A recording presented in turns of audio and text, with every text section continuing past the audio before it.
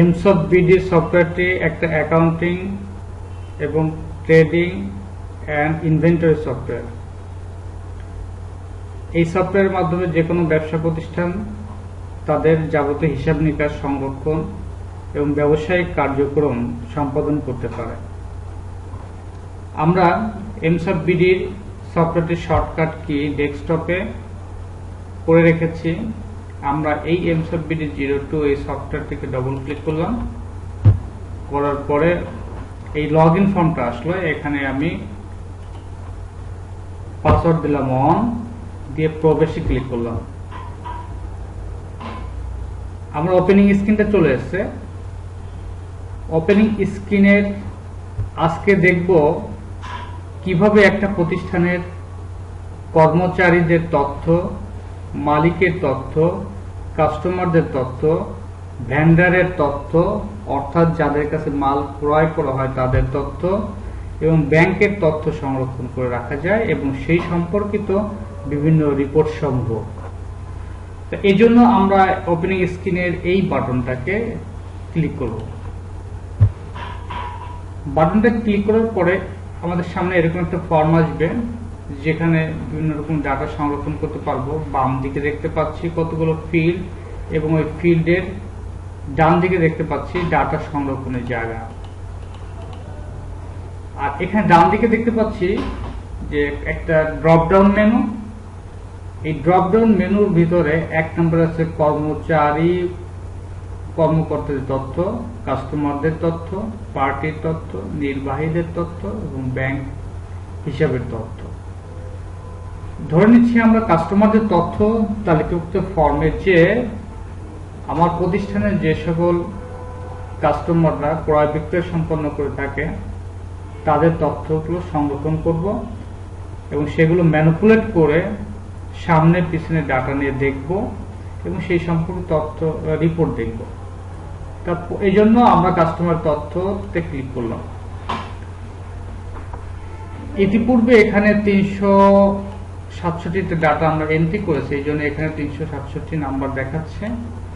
আমি এইখানে দেখেন একটা 4টা বাটন আছে। এই 4টা বাটনের মধ্যে একেবারে এটা হচ্ছে ফার্স্ট ডাটা যাওয়ার জন্য, এটা হচ্ছে লাস্ট ডাটা যাওয়ার জন্য, এটা হচ্ছে নেক্সট ডাটা যাওয়ার জন্য, এটা প্রিভিয়াস ডাটা যাওয়ার জন্য।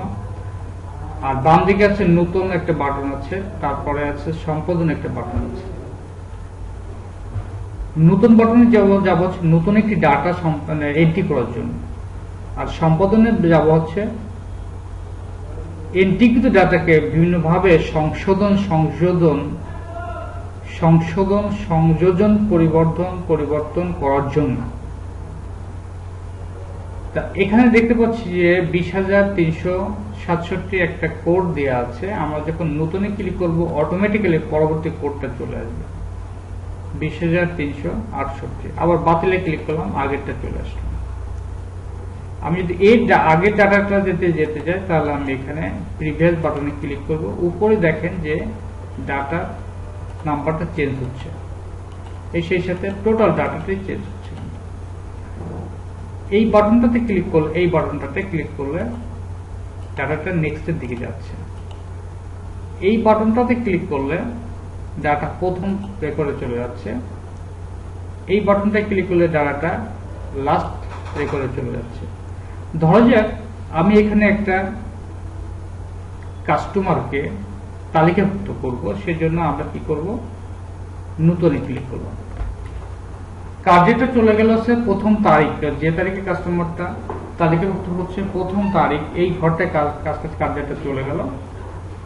সাধারণত কম্পিউটারে যে তারিখটা থাকে এটা এখানে চলে আসে, এন্টার দিলাম, কোডে চলে আসলো। কোডটা অটো চলে এসছে, যদি চেঞ্জ না করতে চাই তাহলে ওটাই থাকলো।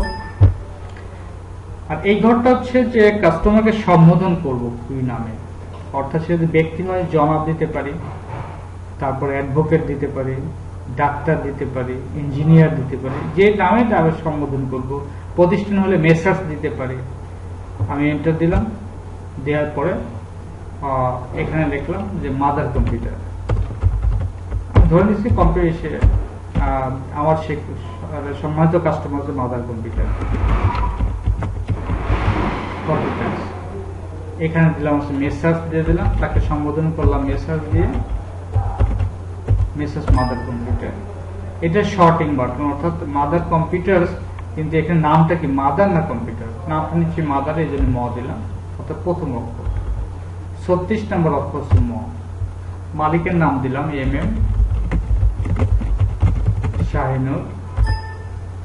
আচ্ছা, তারপরে মালিকের মোবাইল নাম্বার দিলাম যে 01715950709। এমনি ভাবে তার ঠিকানাটা আমরা দিলাম যে 519 আলপনা প্লাজা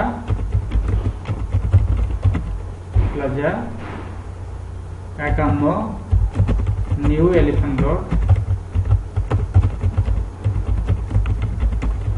ঢাকা দিয়ে আমরা সংরক্ষণ করে দিলাম। মাদার কম্পিউটার নামে একটা কাস্টমার এখানে সংরক্ষণ হয়ে গেল। এখন দেখতে চাই যে মাদার কম্পিউটার যে কাস্টমারটা আমি তালিকাতে করছি, এখানে ব্যবসায়ের ধরনটা আমি উল্লেখ করি নাই। সম্পাদন দিলাম, দিয়ে আমি ব্যবসার ধরন দিলাম হচ্ছে কম্পিউটার ব্যবসা।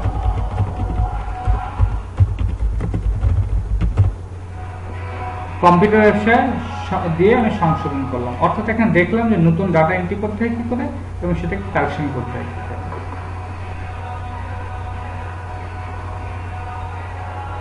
এই পর্যন্ত আমি এন্ট্রি করে এখান থেকে বেড়ে যাচ্ছি, বেড়ে যেয়ে আমি এখান থেকে বেড়ে গেলাম, এখান থেকে বেড়ে গেলাম।